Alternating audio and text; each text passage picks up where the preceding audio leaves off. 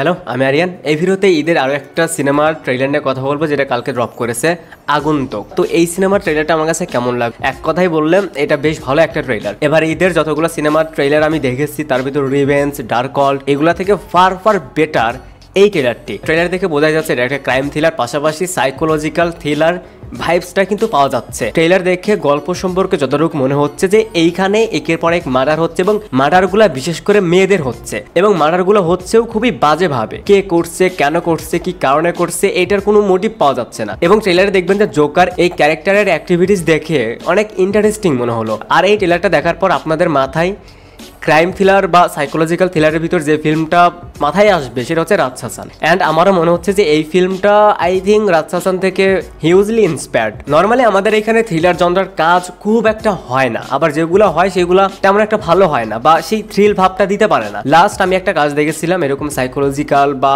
Crime থ্রিলারের ভিতর, Simon Sadiq এবং মাহিয়া মাহির life, সেই কাজটাও খুব একটা ভালো ছিল না। এখন একটা থ্রিলার ফিল্মে যদি থ্রিলটাই প্রোভাইড না করতে পারে তাহলে তো সেই ফিল্মটা কোনোভাবেই ওয়ার্ক করবে না। এই ট্রেলারে বেশ কিছু সিন দেখতে বেশ ভালো। একটা সিন রয়েছে যে একটা মেয়েকে সেই জোকার পায়ে দড়ি বেঁধে টেনে নিয়ে যাচ্ছে, এই সিনটা দারুণ। এরপর বিজিএমটা এইটা বেশ ভালো। এত কিছুর পরেও এত পজিটিভের পরেও ট্রেলারটা ভালো হওয়া সত্ত্বেও কেন এই সিনেমাটা খুব একটা ভালো ওয়ার্ক করবে না বা দেখে ফিল্ম মনে হচ্ছে না। এটার ফার্স্ট রিজন এটার প্রোডাকশন ভ্যালু খুবই চিপ দেখেই মনে হচ্ছে। আমি যতটুকু শুনেছি এই কাজটা 3 থেকে 4 বছর আগের করে এবং এটা প্রথমে ওটিটি কন্টেন্ট ওয়েব ফিল্ম হিসেবে বানিয়েছিল, বাট এখন সেইটা ফিল্ম আকারে রিলিজ করছে, যার কারণে প্রোডাকশন ভ্যালু বা লুক অ্যান্ড ফিল সেই ফিল্মি ভাবটা দিচ্ছে না। হতে পারে কনসেপ্টটা বেশ ভালো, দারুণ কিছু হবে, থ্রিলার জনরা বা সাইকোলজিক্যাল থ্রিলার জনরাই ভালো একটা কাজ হতে পারে, বাট ওই যে বললাম প্রোডাকশন ভ্যালু প্লাস এই সিনেমাটা অনেক আগের করা, তার চেয়ে বড় কথা এই সিনেমাটা যে এবার ঈদে রিলিজ পাবে সেটা কয়জনই বা জানে। সিনেমাটা যদি ভালো হয় তাহলে সেটা সেইভাবে রিলিজ করা উচিত, তাহলে সেটার প্রমোশন সেইভাবে করা উচিত। সিনেমা রিলিজের 5 দিন আগে without teaser, without any promotional content, without poster